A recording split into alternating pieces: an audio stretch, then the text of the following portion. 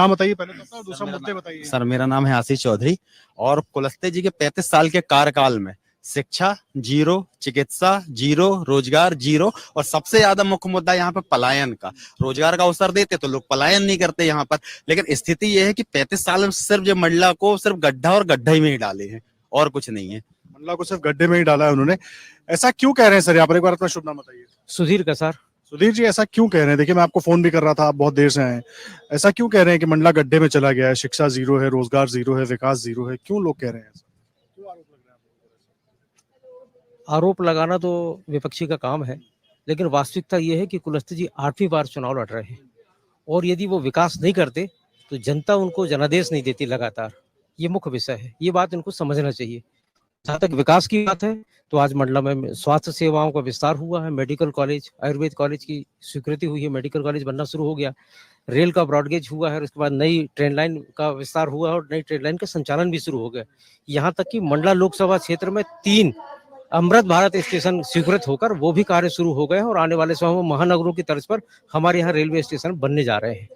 साथ ही 20 ट्रेन हमारी नैनपुर से, यहाँ से 40 किलोमीटर दूर नैनपुर से 20 ट्रेनों का आवागमन शुरू हो गया, जो दूसरे महानगरों तक कनेक्टिविटी सीधी हो गई इस लोकसभा क्षेत्र में। कनेक्टिविटी किस लिए? मतलब युवाओं का पलायन आसान हो जाए, रोजगार के लिए तो कुछ है नहीं जो सब लोग सवाल उठा। पलायन था, निश्चित था।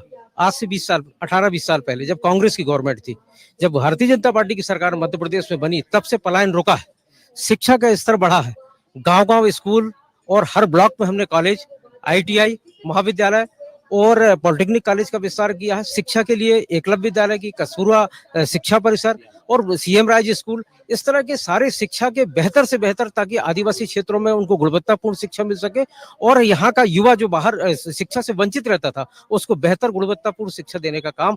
रोजगार का मुझे बताइए, रोजगार के लिए क्या हुआ? मंडला सीट के आसपास या कुछ ऐसा जिससे यहाँ के युवाओं को रोजगार मिल रहा हो या उनको कोई ऑप्शन मिल रहा हो?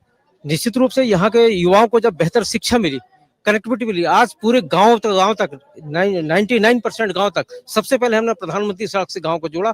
पूरे लोकसभा क्षेत्र में 99% गांव में सीधी सड़क सेवा हो गई, बिजली की व्यवस्था, इंटरनेट की व्यवस्था है और साथ में शिक्षा की व्यवस्था। जब शिक्षा की बेहतर व्यवस्था हुई तो लोग जब पढ़ के निकले हैं तो उनको निश्चित रूप से कंपटीशन में जा रहे हैं और उनको शासकीय नौकरी मिल रही है और साथ में सरकार की ऐसी योजनाएं हैं जिससे उनको रोजगार के अवसर वो खुद अपना सरकारी योजनाओं से लाभ लेकर कर रहे हैं।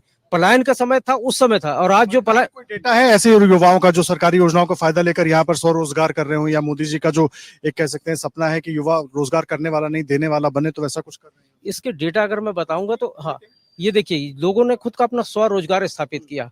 उसमें आप रोजगार कार्यालय के आंकड़े अगर बताते तो 7,000 युवाओं को इस 5 साल के अंदर उन्होंने अपना स्टार्टअप, अपना खुद का रोजगार स्थापित किया। ये सरकारी डेटा बता रहा हूँ, ये मंडला, सिर्फ मंडला टाउन का, ये मंडला जिले का बता रहा हूँ आपको, और लोकसभा क्षेत्र का डेटा। आपने उनको भी तो नहीं जोड़ दिया, वो जो रेहड़ी पटरी वाली जो स्कीम थी जिसमें 10,000 रुपए का लोन देते थे? वो रेहड़ी पटरी वालों के लिए वो विषय नहीं है, वो कोई रोजगार का विषय नहीं, क्योंकि उनको हमने मदद की है, क्योंकि उनको कोई मदद करने वाला नहीं था तो हमने रिक्शे वाले, ठेला वाले, ठेलिया वाले, हमाल, सबको हमने मदद की। वो सरकार की मदद थी, क्योंकि ये गरीब कल्याण की सरकार, गरीबों के हित में काम करने वाली से विकास किया जा रहा, निरंतर चल रहा, और यही वजह से भारतीय जनता पार्टी लगातार यहाँ से जीतते आ रही, कुलस्ते जी जीत आ रहे हैं और 8वीं बार फिर हम ये इस चुनाव को कुलस्ते जी लड़ रहे हैं, जीत रहे हैं और मोदी जी के नेतृत्व में फिर भारतीय जनता पार्टी की सरकार बनने जा रही है। अगर आप ये वीडियो YouTube पर देख रहे हैं तो हमारे चैनल को सब्सक्राइब करें और बेल आइकन को दबाना ना भूलें। अगर आप Facebook पर ये वीडियो देख रहे हैं तो हमारे पेज को लाइक करें।